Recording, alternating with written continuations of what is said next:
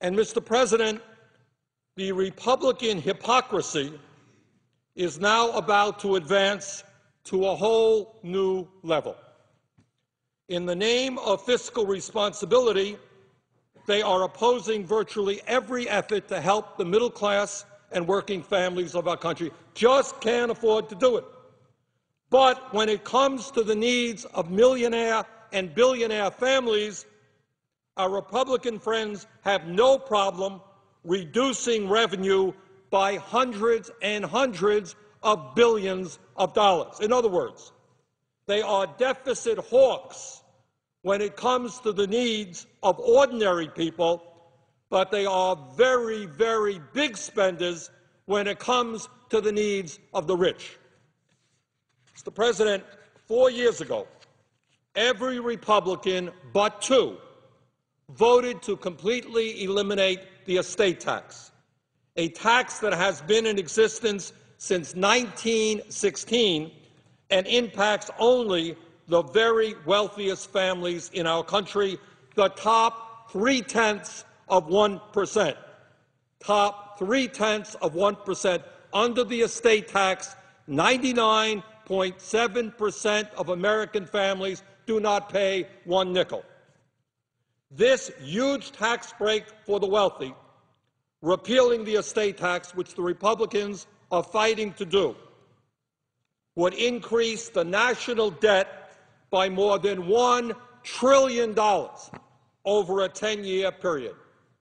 So our deficit hawks, who are so concerned about the national debt and record-breaking deficits, want to increase our national debt by over $1 trillion in a 10-year period.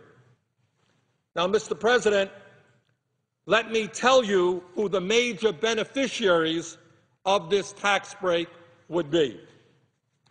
Would it be the average middle-class worker who, during the Bush years, saw a $2,200 decline in his income? We have a collapsing middle class, working people desperately in need.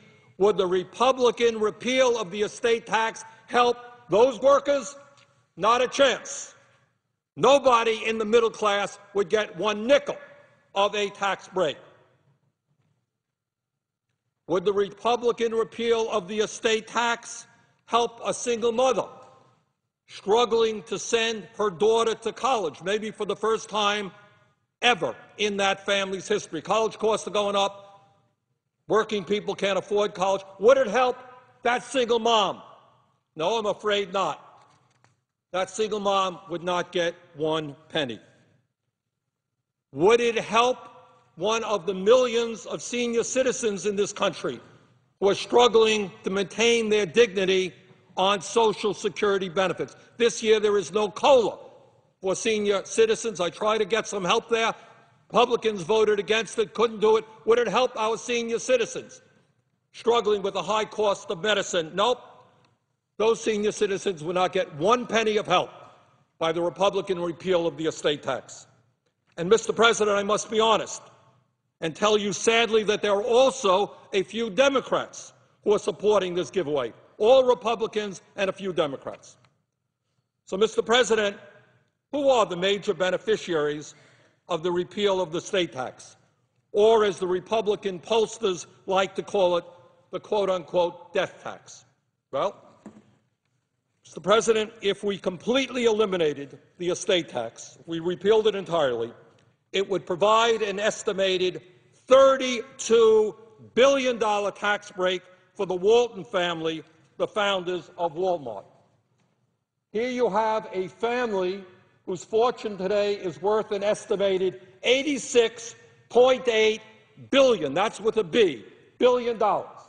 If, as the Republicans want, we eliminate the estate tax completely, this family, obviously of desperate need, obviously struggling hard to keep their family above water economically, struggling hard to stay off of welfare, well, they would receive an estimated $32.7 billion in tax breaks if the estate tax was completely eliminated. So, Mr. President, let's be very clear that this program, this policy being pursued by the Republicans is designed to help the very richest people in our society. Now, interestingly enough, our Republican friends today, in all likelihood, are going to vote against providing a $35 billion emergency extension of unemployment benefits, $35 billion, an extension of unemployment benefits that will help 2 million Americans who have lost their jobs through no fault of their own. Got that? $35 billion goes to 2 million Americans who have lost their jobs. We can't afford to do it. We just don't have the money. But apparently, we do have the money to provide almost $33 billion to a family worth $86 billion, one of the richest families in the world.